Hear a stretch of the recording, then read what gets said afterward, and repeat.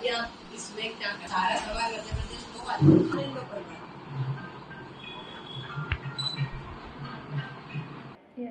तो ये नोटपैड है। और अब उसके बाद आप जैसे अपन ब्रेल लिखते हैं, ठीक है, तो ब्रेल में हमें जैसे पता होता है ना कि ये ओपन ब्रेल है कि कॉन्ट्रैक्शंस हैं, अपन टच करके जैसे ही पढ़ते हैं अपने को समझ तो आ जाता है कॉन्ट्रैक्शन है, ओपन ब्रेल है क्या नहीं है, इंग्लिश है, हिंदी है, ऐसे ही। राष्ट्रीय महिला दिवस के मौके पर हम आपको आज ऐसी शख्सियत से रूबरू करवाने जा रहे हैं जिन्होंने 100% दृष्टिहीन होने के बावजूद भी एक ऐसी मिसाल कायम की है जिसे राष्ट्रपति द्वारा भी नवाजा जा चुका है। आइए हमारे साथ में इस वक्त मौजूद है राबिया खान, जिनसे हम बात करना चाहेंगे और उनसे उनके बारे में जानकारी लेना चाहेंगे। बताइए राबिया जी, शुक्रिया आपका। बताइए कि आपके द्वारा किस तरीके से जो एक ब्रेल लिपि है उसके लिए काम किया गया है, उसके बारे में। जी, ब्रेल लिपि की जो शिक्षा है इसको मैंने हासिल की। ये वैसे तो काफ़ी कठिन होती है, लेकिन हम जो ब्लाइंड्स होते हैं हमारे को ये सीखना बहुत ज़रूरी होती है और इसका हमारी ज़िंदगी में बहुत ज़्यादा उपयोग है। जैसा कि आप नॉर्मल बच्चे जो पढ़ाई करते हैं इंक और पेन से, तो वो जब तक बच्चा वो सब चीज़ लिखना और पढ़ना नहीं सीख सकता उसकी ज़िंदगी में वो आगे नहीं बढ़ सकता। इसी तरह हमारे लिए हम ब्रेल ही हमारी सब कुछ होती है। अगर हम इसे अगर लिखना पढ़ना नहीं सीखेंगे तो हम अपनी ज़िंदगी में कुछ भी नहीं कर सकते। अच्छा, ब्रेल लिपि में आपने तो बताया कि जिस तरीके से अभी हमने देखा भी कि आप कलाम पाक का जिक्र भी कर रही, पढ़ते भी दिखाई दे रही थी, और उसके अलावा आप बच्चों को पढ़ाती भी हैं।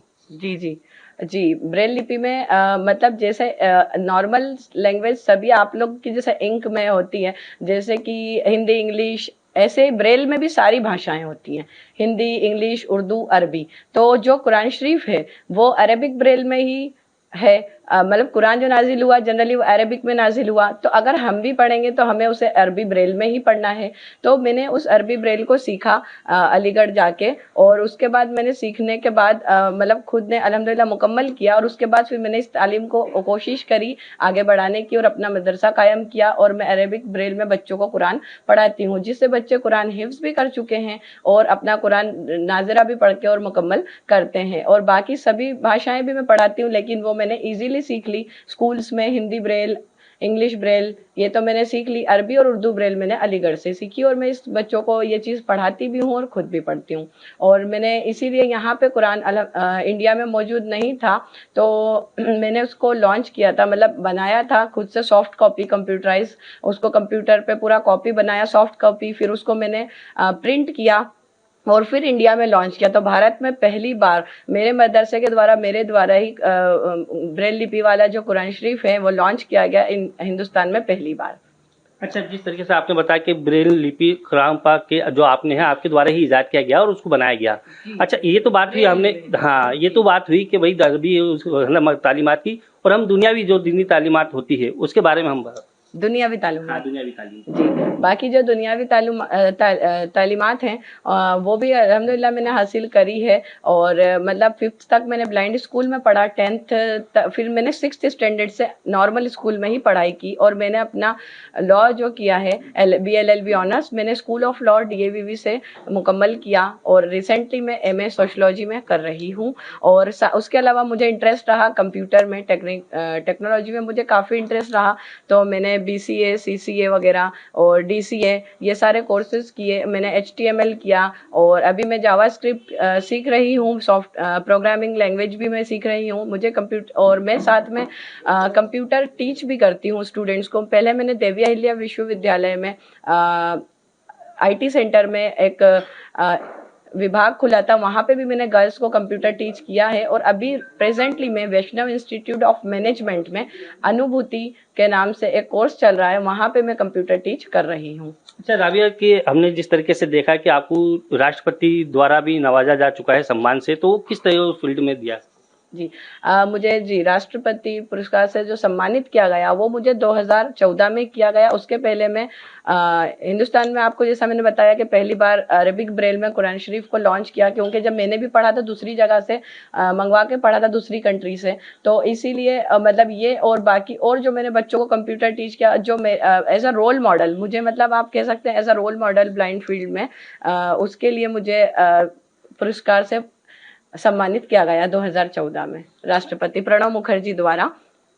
अच्छा, जिस तरीके से देखा जाता है कि जो जिस तरह आपके जैसे कुछ दृष्टिहीन होते हैं जिन्हें पढ़ने में लिखने में या आगे होती है, लेकिन आपने जो अपनी जो कमजोरी थी, है ना, तो उसकी अपने उसको कैसे सामने लाते हुए और उसको अपनी मजबूती करा। जी, जब मतलब मुझे पढ़ने में दिक्कत होती रही, मुझे जैसे नॉर्मल स्कूल में एडमिशन लेना था, जब मुझे मुश्किलों का सामना करना पड़ा, कोई नहीं चाहता था कि मैं मतलब ब्लाइंड होने के बाद साधारण नॉर्मल सामान्य बच्चों के साथ पढूं, तो टीचर्स को ऐसा लगता था हम कैसे हैंडल करेंगे, या फ्रेंड्स को लगता था हम इसके साथ कैसे रहेंगे। तो मतलब ये चीज़ें मेरे सामने आई। फिर मुझे म्यूजिक के बदले मैथ्स, मतलब मैथ्स का तो म्यूजिक दिया गया लेकिन मुझे मैथ्स पढ़ना था। ऐसे मुझे जब कदम कदम पे मुश्किलों का सामना करना पड़ा, तो मेरे अंदर मतलब मुझे अपनी कमजोरी का एहसास इस तरीके उसका नेगेटिव नहीं हुआ। मुझे मेरे अंदर एक जिद पैदा हुई कि नहीं, मुझे ये चीज़ करना है, ये चीज़ सही है, मैं अपनी जगह गलत नहीं हूँ, मेरा भी ये राइट्स है, मुझे भी ये सब चीज़ें मिलनी चाहिए। मुझे भी मतलब सबके बराबर दर्जा मिलना चाहिए। मुझे ये मैथ्स पढ़ना है तो मुझे मैथ्स ही पढ़ना है, मुझे सामान्य बच्चों के साथ पढ़ना है तो यही पढ़ना है। मुझे ये जिद आती गई और मतलब मैं अपनी मतलब कोशिश करती रही और अपनी जिद में कामयाब होती गई, क्योंकि हमारे भारत का जो संविधान है उसमें जो भी रूल्स रेगुलेशंस बने हैं, जो लॉ है, जो संविधान बहुत अच्छा बना है, तो उसमें हमारे सभी अधिकार हैं। तो उसके अंदर अधिकार है ना कि हम जब पढ़ सकते हैं, अगर सामान्य स्कूल में मैं पढ़ सकती हूँ, मुझे ये चीज़ पता थी कि मैं पढ़ सकती हूँ, तो मैंने उसके लिए कोशिश की और पढ़ा। तो हमारी गवर्नमेंट ने हमें सब राइट्स दे रखे हैं और मैं मतलब पढ़ने की फिर मैंने हर कदम कोशिश की और मैंने फिर वो चीज़ को हासिल किया। तो मतलब मेरे अंदर नेगेटिविटी नहीं, कोई भी अगर किसी ने मुझे रोका तो वो चीज़ मेरे लिए नेगेटिव नहीं पॉजिटिव बनी, और मैंने एक जिद, मेरे अंदर जिद पैदा हुई और मैंने उस चीज़ को हासिल किया। अच्छा, मन में कब आया कि हमें इस क्षेत्र में काम करना चाहिए। मन में जब मैंने देखा जाए तो मुझे करीब 2009-2010 से आप समझ सकते हैं कि मुझे मतलब मैंने सोचा कि इस फील्ड में मुझे काम करना चाहिए, क्योंकि जब मैंने सारी तालीमात तो मतलब मुश्किलें होते हुए भी और आसानियाँ होते हुए भी, अपन दोनों ही चीज़ कह सकते हैं, अल्लाह ताला ने मेरे साथ मुश्किलें पैदा की तो आसानी भी की। मुझे अच्छे टीचर्स, अच्छे फ्रेंड्स भी मिले लाइफ में, ऐसा नहीं है कि नेगेटिव ही रहा, नेगेटिव भी चला, साथ में पॉजिटिव भी हुआ।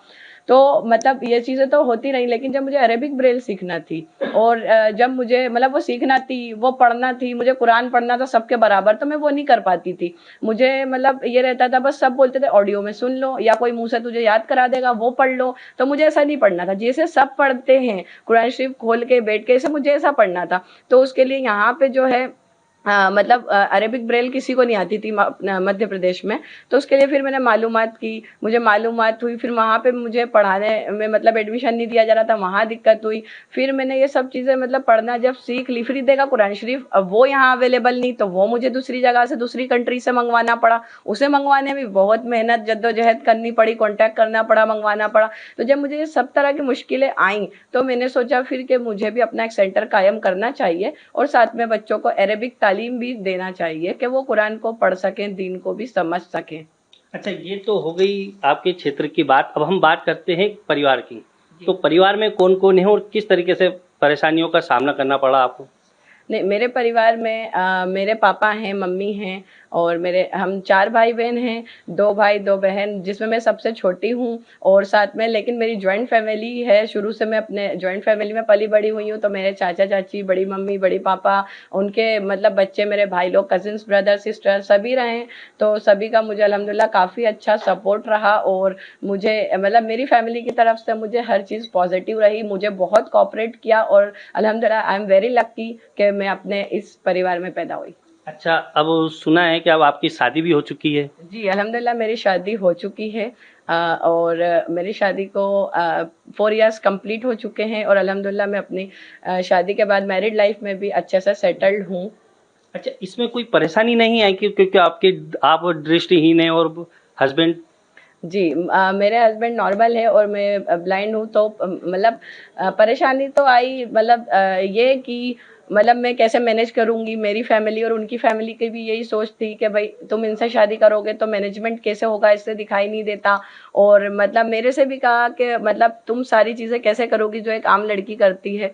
तो लेकिन मैंने भी हिम्मत रखी और मेरे हस्बैंड की तरफ से मुझे फुल मतलब सपोर्ट रहा और कोऑपरेशन रही उनकी कि मैं सब चीज़ करूँगा और पूरा मैनेज करूँगा और मतलब हमेशा लाइफ टाइम तुम्हारा साथ दूंगा, कभी तुम्हारे साथ बीच में फ्रॉड नहीं करूँगा।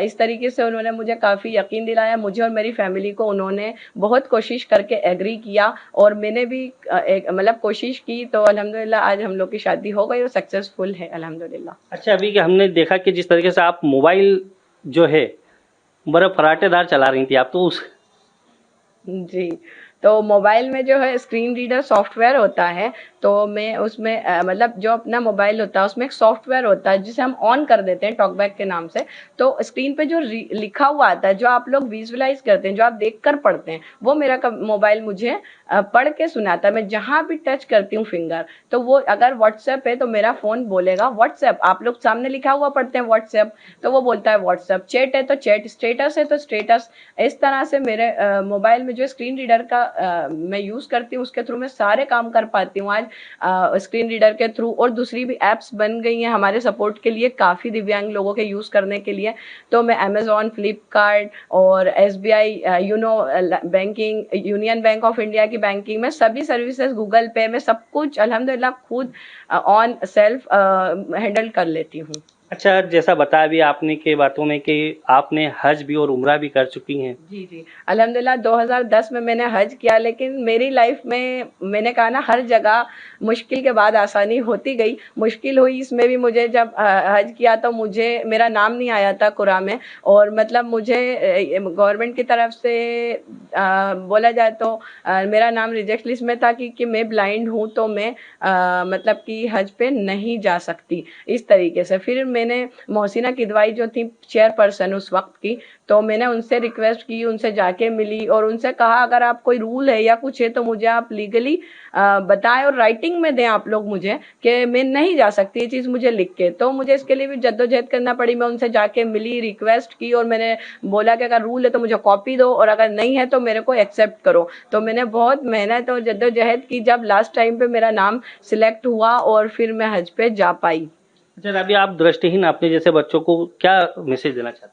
मैं बस यही देना चाहती हूँ कि हमेशा सबसे पहले तो तालीम हासिल करो, कभी भी एजुकेशन के मामले में पीछे मत रहो, चाहे कितनी मुश्किलें आएँ, और अपनी विल पावर को खूब बढ़ाओ और कभी किसी के निराश करने से निराश नहीं होना। हमेशा बस खुद को पॉजिटिव रखो और अपनी जो कमी है उसको अपनी ताकत समझो, अपनी जो कमज़ोरी है उसको अपनी स्ट्रेंथ समझो, हमेशा उसको नेगेटिव नहीं उसको पॉजिटिव वे में लो और आगे बढ़ो। तो ये थी हमारे साथ में राबिया खान। इनका साफ तौर पर यही कहना है दृष्टिहीन बालक और बालिकाओं को कि जो अपनी कमजोरी है उसको अपनी ताकत बना लीजिए। Firoz Khan, ABP news, Indore.